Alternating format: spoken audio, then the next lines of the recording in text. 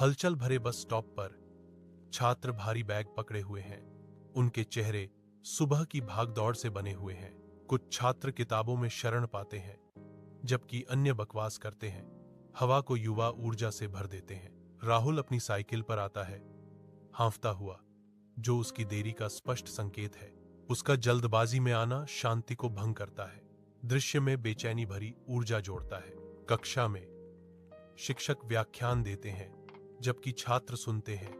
उनकी आंखों में दिन का पाठ झलकता है। राहुल पीछे बैठता है, उसकी कलम पृष्ठ पर नाचती है, हर शब्द को पकड़ती है। शिक्षक का कठिन प्रश्न हवा में लटका हुआ है, छात्रों को चुनौती दे रहा है। राहुल ने अपना हाथ उठाया, उसकी आंखों में उत्सुकता की चमक थी, चुनौती का सामना करने के लिए तैयार।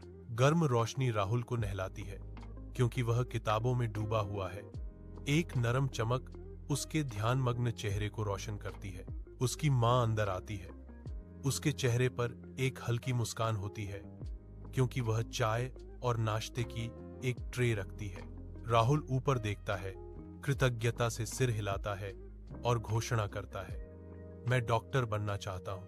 यह बहुत अच्छा है राहुल, मुझे पता है कि तुम कर सकते हो। मैं हमेशा तुम्हारा समर्थन करूंगी। उसकी मां उसे दिलासा देती है,